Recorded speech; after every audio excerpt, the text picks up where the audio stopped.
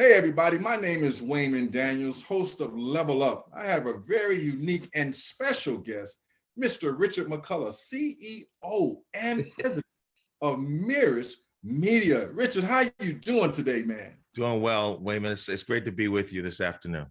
Man, it's a pleasure to have you. Thanks for coming. So we're going to start out a little slow. We want the people, now viewers, to know just a little bit about Richard McCollough, the man. So just give them a brief introduction of who you are. Well, I'm curious about life. I can tell you that right now. I'm a broadcaster. I've been in Rochester since 1994. I've been on Channel 13, Channel 10. I was the first chief meteorologist, African-American chief meteorologist in Rochester, first meteorologist in Rochester history here in the city of Rochester. And I've been on WDKX since 1999. So I've been here for 23 years, on DKX for 23 years, and also 28 years on the air broadcasting. In addition to broadcasting, I'm also a producer. I produce documentaries, and I love doing those kind of things. And I write children's books. Okay. I do some work for the deaf and hard of hearing. And in recent years, I've been working on my farm. I actually grow blackberries, and I grow and I make tea from my blackberries. So it's a lot of different things I do. So you're a very busy guy, man. I thought I was busy, but I don't do too much. I try to stay busy, but that's a good thing because we were wondering, because we haven't seen you on the air. I used to follow Channel 10 News all the time. Yeah. When you left, I know that you went to WDKX, but we're gonna touch up on all that. I just want to go back a little bit and talk about high school. What was high school like for you, Richard? Well, Wayman, I knew in elementary school that I wanted to have a career in broadcasting and in journalism. I just gravitated to I read newspapers. I read the magazines like Life magazine and Look magazine and Ebony, Jet. And I liked the pictures that I saw in those magazines. And I was always interested in the way they captured history. They captured things going on in the world. And I was just attracted by that. And also, I got to tell you, man, parents, my parents bought us a set of encyclopedias, World Book encyclopedias, like in 1965. And they said, we want you to read, we want you to learn about things. And I still have that set here in my library, that set of encyclopedias. So I was very curious about the world. And it seemed to me that one way to capture things was to write it and to take pictures. So I think that's what it was. I just got an interest in, and everything pointed toward television and journalism and that kind of thing. So it was in elementary school that I got interested in that. And I grew up in the Washington, D.C. area. And I was the AV guy. I was the guy in junior high school that was in charge. I put myself in charge, actually. Nobody else cared. Nobody else was really interested in this. So I was very interested. So I worked with Mr. Ransom. He was a shop teacher. And I said, look, I like doing this stuff. I was there. We were videotaping assemblies and, he got cameras, instamatic Kodak cameras. We used to take pictures and things. So that's how I got started, man. It started in elementary school and I just pursued it. High school, I was, interviewing people and I had my little crew and took a lot of pictures and videos. I still have a lot of those videos even today from the 70s. Like, so remarkable, really. Yeah. And I just pursued it. I wasn't afraid to pursue my career. And I met a local broadcaster. Her name was Marilyn Robinson. She was from NBC News and the local station WRC. She came over to our high school one day because they were thinking about closing our high school. So she was there and she was doing her report and everything. I went up and introduced myself and I said, I'm very interested in doing what you do. And she befriended me. She said, okay, call me. And so I set up this little internship at WRC NBC. I go down every Thursday, took the bus down, and I learned about broadcasting. That was by the time in 74. That was by the time I was in my senior year. I learned about broadcasting and I met Tom Brokaw and Willard Scott, and they were walking around doing their thing, and I met all these editors and reporters, and I was just drawn to it, and it helped me a lot. David Newell was the executive producer of the news, and he was like real supportive of me just coming down. I just created an internship. I just did it. Again. I didn't go through the front door. I just created it. I went through Marilyn Robinson, and I said, okay, I'm going to come down every Thursday. Right. But I was very passionate about learning, and I learned a lot. So that's how I kind of grew up. High school, I was the guy who filmed the basketball games and the football games. I didn't play unless I was in my class, a physical education class. So I wasn't an athlete. I was filming the athletes and interviewing the athletes and interviewing the student government presidents. That's the kind of stuff I did in high school. Right. And that's what they remember me most as. I did all those interviews. So that's how high school was for me. It was fun for me. So you know what? It sounded like you had a lot of influences in your life, starting with moms and your dad, the encyclopedias, and then you met several other people that influenced you to go down this road, not only just to go down this road, but they showed you a road of possibilities. Yes. And you don't find that, because I was talking to, I don't know if you know Guy Brown from Milwaukee. He's a meteorologist from Milwaukee. Okay. A couple of weeks ago. And I said, Guy, man, how did you get involved and wanted to become a meteorologist? And he's from the Chocolate City as well. So yes, you come from the Chocolate City. Yeah. And he says, Wayman, it was just the science. I just fell in love with the science. So here's a question for you now.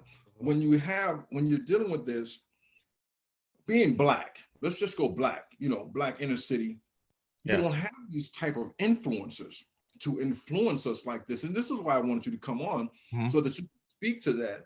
How do we get more people of color involved in this field, or to even want to become an entrepreneur such as yourself? How do we get them to encourage them to not look at where I'm at, but look at where I can go? Because you didn't look at where you were, you saw where you were going, and you made what I would call power moves. You know what I mean? So let's talk about that. Well, that's a lot there. I think one thing is to have teachers or grown-ups around you, and my teachers were very supportive, and particularly John Williams and his wife Loretta, Richard Rubino. Okay. Oh heavens! These Mr. Alsop. All those people, all those individuals were like surrogate. I guess you could say surrogate parents for me, because my parents passed away my mother passed away when I was 8 years old, and my father passed away when I was 12 years old. Okay. So the five of us were orphans essentially by the time I was 12 years old. So in addition to having the support of my aunts who took care of us, we had surrogate fathers and fathers and mothers. Really, that's what you would call them. They were very supportive in encouraging us to stay in school, of course, which is what my parents taught us.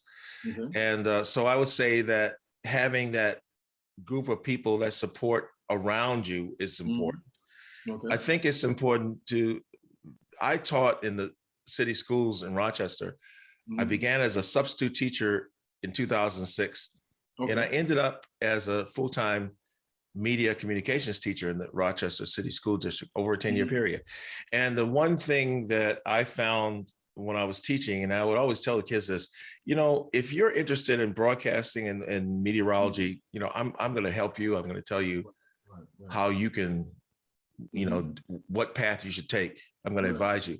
But if you're not, it's okay, because everyone's not going to choose science and the math that's required for meteorology. Everyone's not going to choose that. Everyone's going to find or should find something that they are very passionate about doing, something that they don't find as work. It's like, this is a passion I love to do. So my thing is to try to identify kids, expose them to different things, and then let them decide on what they want to do, and support them. Okay. I think that's the thing to do. Everyone's not going to be on television. Everyone's not going to be on the radio, but everyone has something that they do that is important to them, and they do and excel with. So that's something I would say Okay, regarding that. So we're talking about high school. We talk about your influencers. Let's talk about college just a little bit. What was that like for you? College was good. I went to University of Maryland, College Park. And this is the strategic thing. I didn't major in television or major in journalism. I majored in arts and humanities. Okay. Now I did kind of minor in theater and film, but I thought that it was important, if you're going to be a journalist or if you're going to be a documentary person, that you can learn the techniques of photography. You can learn the techniques of documentary production by working on those things and by being around it. You can learn that. You can learn to be, in a newsroom in the summer. You can learn the techniques of being in a newsroom and writing and so forth. They can teach you that. But it seems to me it's important to have a broad understanding of the world and, broad disciplines. So you touch on the sciences, you touch on sociology, you touch on, health, you touch on different areas so you can have some kind of connection and understanding about the different disciplines. So arts and humanities allowed me to have a broader view of the world and education of the world. And because I tell you, I think exposure is very important. I think young people should be exposed. And I just wanted to increase my exposure. Also, I took voice classes, of course, in meteorology. I mean, this is way before meteorology, I took voice class, and I took theater because, you have to talk, you got to enunciate, you got to be before people. You can have the techniques and understanding of journalism, but you have to be able to communicate. You got to talk, you got to write. And so I thought that was it was more important for me to learn those techniques and to work on those things because I knew that later on I could pick up the other stuff just by doing it and getting a job there, or, actually by doing it, because when I just did it. I filmed. I've been filming since I was a kid. I just pick up things and I'll tell you something else. My education of filmmaking really was looking at Alfred Hitchcock and William Wyler and looking at those directors' movies, seeing how they filmed and understand Steven Spielberg, by the time I was in college. That's how I learned cinematography. I mean, even got better at cinematography or photography by looking at their films. Look at these masters. And I learned a lot from them. I just can't tell you how much you can learn when you're passionate about it. Well, it shows how passionate you are, because I always tell people, when you describe anything you do, it has to be palatable to your psyche.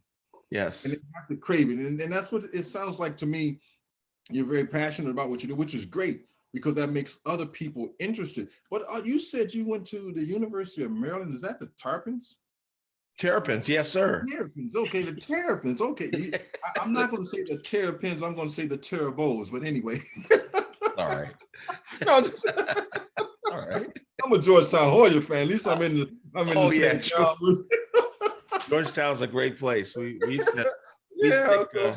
used to go over there in high school. We used to go over there to the science club. There was a Washington Junior Academy of Science. They used to have these meetings over there at Georgetown, and it's always, we used to have a lot of fun going to Georgetown. So beautiful.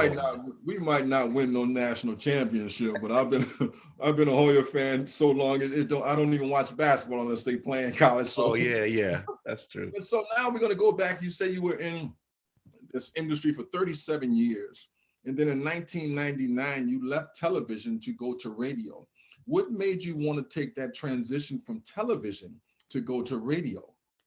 Well, it kind of happened. Mr. Langston, Andrew Langston, was a mentor of mine here in Rochester. He created WDKX. As you well know, the K is for King. The D is for Douglas, and the X is for Malcolm X. Right. And he was really a brilliant man, a brilliant businessman. So he hired me in January 1999 while I was working at Channel 10. And I just stuck with it. I mean, it just, there's a lot. The thing about it is, I was at Channel 10 from 1994 through 2002. I was a chief meteorologist there. And then I went over to Channel 13 from 2003 through 2007. And then what I did was I wanted to launch my American Abilities television network programming. So, and I wanted better pay. Right. So I took I was kind of enticed by this station down in Spartanburg, South Carolina. They saw my work. I had an agent, and they wanted to hire me down there. I said, okay, well, okay, I'll go down there. So I went down there for about 2 years. And while I was down there, I launched American Abilities Television Network, which is programming on the CW here in Rochester for people with hearing loss. Right. So it's programming to advise you about what you should do to protect your ears. It's programming on what you can do to help a loved one. It's all this news and information about your hearing and how to protect your hearing, or if suddenly you become deaf, or if you start losing your hearing, things that you can do. And we've been focusing on veterans. Right. The number one disability of returning veterans is hearing loss. It's tinnitus, that ringing of the ear or loss of hearing. We've been doing a lot of programming for veterans. This programming has been on since 2008 on the CW. And I'm also hosting it. So I'm on it, rotating. I'm on the air and talking about hearing loss and interviewing people. So we've been doing it for a long time. So I went down there and did that. I came back here. When I came back here, I couldn't, it was like, it was after do you remember the economy went in the tank in 2008 through 2009? I don't know if you remember that, but a lot of companies laid off people. Yeah. That's why I came back up here, because I was laid off from the CBS station down there. So they weren't hiring here in Rochester. So I went back to teaching, and then I started working in the community from then on. I mean, 2009, and I picked up back in teaching, but I would teach inner city youth about documentary production, about photography, about videography. And we produced several award-winning documentaries with youth, and you'd find that on my YouTube page. And I loved it. And you know what, Wayman, I felt like, this is what God wants me to do.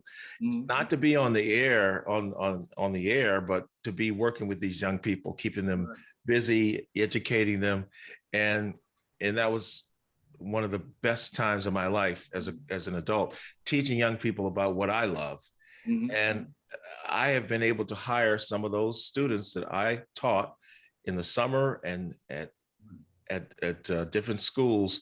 I've hired them, and they're working with me now. I pay them on different projects. We do concerts, and we do all kinds of things. And if I can find them, if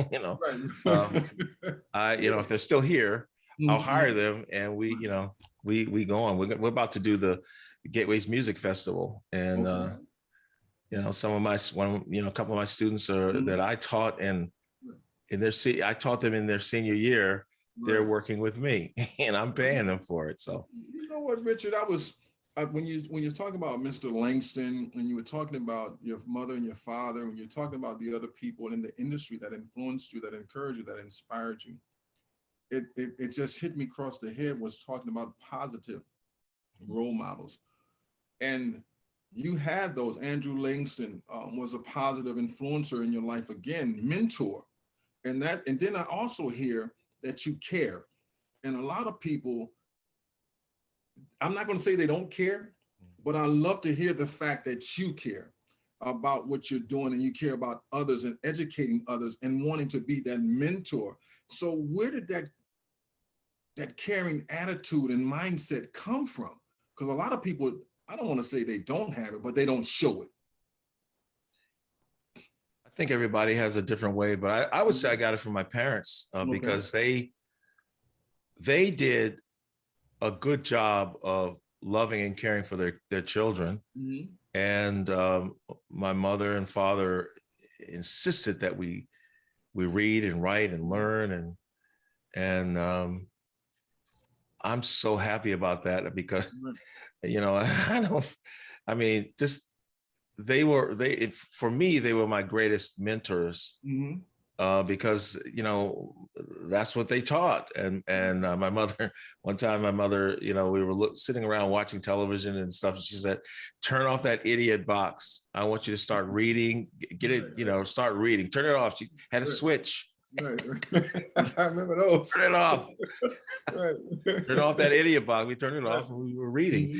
And then, Mm-hmm. you know, prior to my father going into the hospital for the last time, he said, I want you to learn, he said, I want you to stay in school and go as far as you can go and get as much education as you can. Okay. Oh, yeah. He said that. And then within 6 months, he passed away. Okay. Okay. So I think it's probably a lot of things like that. I think it kind of, you really appreciate those people that care about you. And then along the line, like I said, these teachers cared as well and took the time to work with you. I think it's just the environment that I grew up in. That you grew up. I really appreciate you coming on Level Up, guys. This is Mr. Richard McCollough, the CEO and president of Mirus Media. This man is a very special man right here in Rochester from the chocolate city of Washington, D.C. We appreciate you coming, and we want to talk about Mirus Media now. We're going to take a shift and talk about how did that come about in 1998? Where did that idea come from? And what made you want to start it? When I had my first job at Maryland Public Television at 22, I learned everything about TV production, and I actually kind of started it then. I had the ideas, okay, I'm going to start a production company. I really formally started this company when I was in Los Angeles. Okay. Started Mirus Video. It was started as Mirus Video Productions in Los Angeles because I had my camera and, you know, my lights and everything. And I started in Los Angeles and, you know, didn't have a lot of, you know, money or clients or anything, but I'd written a documentary script about Dorothy Dandridge, which I was hoping to produce back in 1980, and nobody was interested in Dorothy Dandridge. As you know, she was the first African American to be nominated for a lead role in a movie. Later on, as you know, Halle Berry finally did the story, but I was out there trying to get that done back in 1980, way before them, way years before. I had the script and everything. But anyway, started in Los Angeles, and when I came to Rochester, I decided to get back to formally started here in New York. So that's how it started in 1998. I used what I had learned from Los Angeles. And I said, when I came here, I decided I was going to stick around here.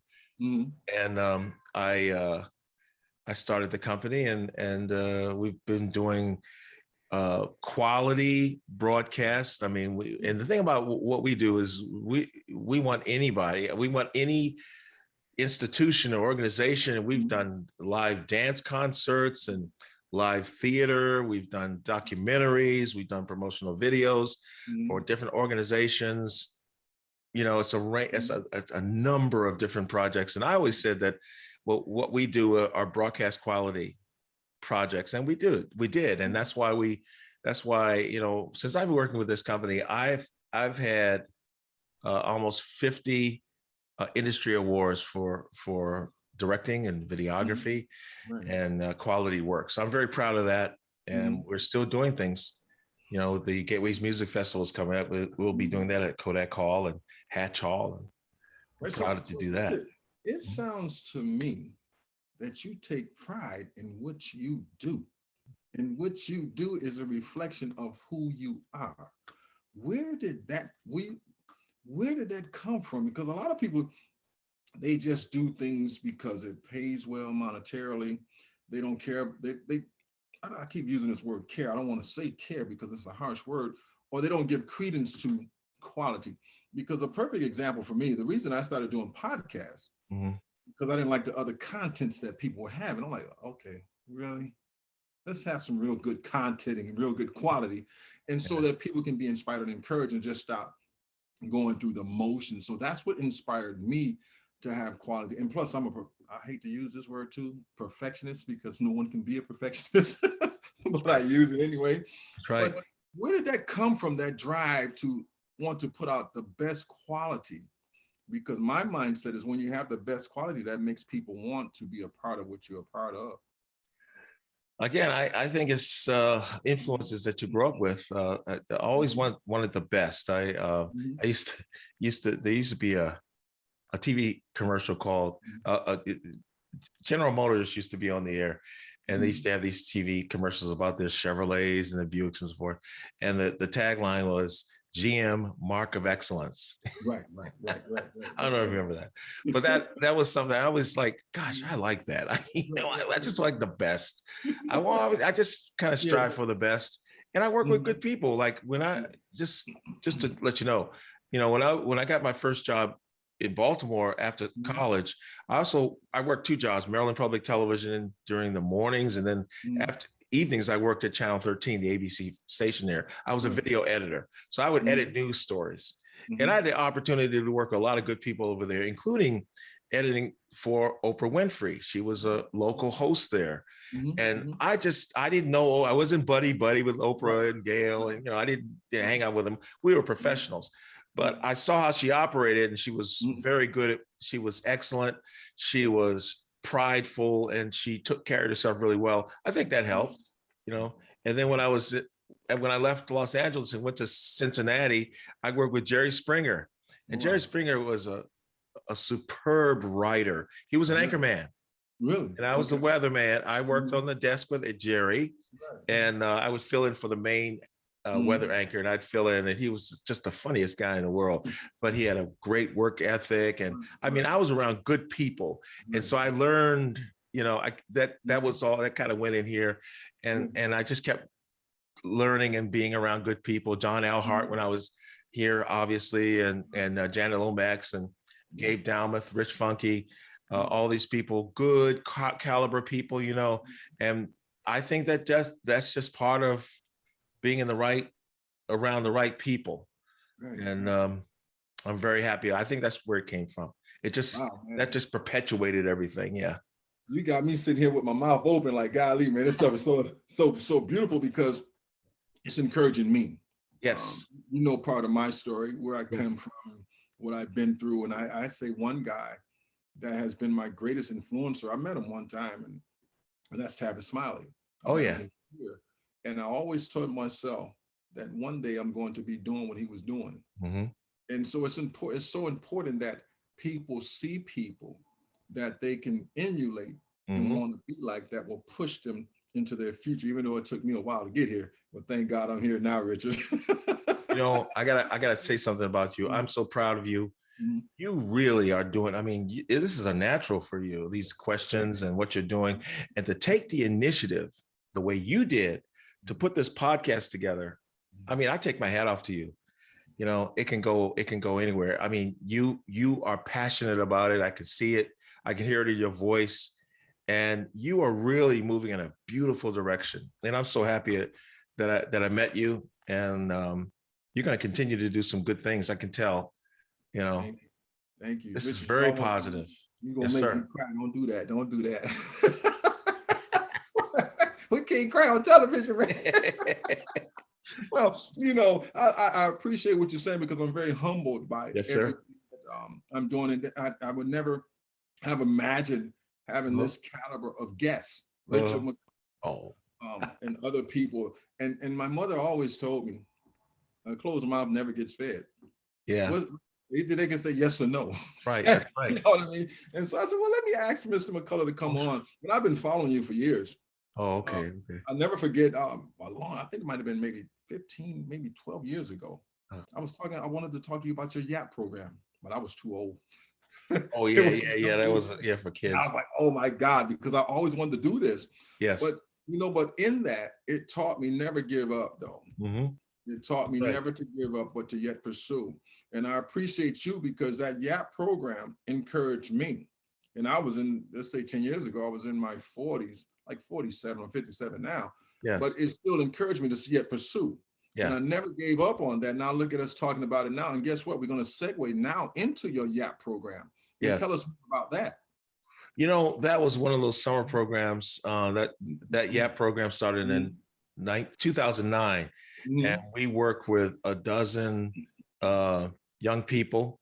We were managers, and we broke off into different divisions. Okay. And our division was television and film production, and so our job was to document everything that everybody did that summer. Document all the different programs that other people were in. Some people were in writing, music, dance, different poetry. Everyone had a different discipline. Young people had different disciplines they were interested in. So our group documented everything, and that was so much fun. Like I said, I had just enormous. We had enormous support, and it was put together by Kristen Rapp. Okay. She's the one that started Art Piece, and it was a brilliant program, Wayman. It was her program was all about teaching young people entrepreneurship using art. And so teaching young people, we taught kids to put their business plan together and get their logo and their name. And so they developed different companies. YAP was a company name, and it was students, young people that were involved in making that happen. And that was our product, producing documentaries. So brilliant program. Kristen Rapp, she's the one that was behind that. And I was very happy and blessed to work with her. Well, can you let the people know what YAP stands for? I think I have it. It was Young Artist. I got you. It's Youth Achievement Program. Youth Achievement Program. Yes, there it is. Yes. So 2009. That's a great program. Now, do you still have that program going on right now to this day? No, because unfortunately, Kristen lost her company. Another company. She merged with another company, and then they pushed her out, and I thought that was really bad. Right. Sorry that she did that, but she came out on top. But no, it's not in existence anymore. Wow. Because I was telling my son about this program. I was going to try to get my son in this program. Oh yeah. Because it's a great program. Oh my God! Here I was in my 40s looking at this program because, Richard, to tell you the truth, you don't see too many people of color get involved in this type of industry because they don't know about it. Right. And then they think that they can't reach it, that it's not for me because we don't hear about it. And so I was saying, okay, I'm gonna get Mr. McCollough and we're gonna talk about it, but I like that you still are employing people that graduated from the program, and you also encouraging people that they can attain their goals. So it's not over until the fat lady singing, she ain't gonna sing no time soon. So I appreciate you talking about that. Yes, now, sir. We want to talk about just for, because we got like, it says like 4.5 minutes on recording. And then you have a huge client base. Man, you got a lot of clients. I'm gonna just name a couple. Yeah, a lot of clients over the years. Yes, sir. You got a lot. I couldn't write them all down. So you got Wegmans, WDKX, Channel 13, just to name a few. How did you go about creating such a huge client base? Wayman, just like what you're doing. I don't mean cut you off there, but it's just like what you're doing right now. You establish your good work ethic, and you establish a good reputation about what you do. You're a very good interviewer, and you get better every time you do this, right? So I'm going to tell people about you. Thank you. I'm going to say you should go, you should level up. Level up. Level up with Wayman. Establish a good reputation, and then you network. Right. I was president of the Rochester Association of Black Journalists from 2015 through 2020. And then I became, and while I was there, I also became chairman of the Black Cinema Series. Black Cinema Series is a collaboration with the Little Theater. Every month this is our 5th year. Every month we show a Black Afrocentric film. You go to RABJ online.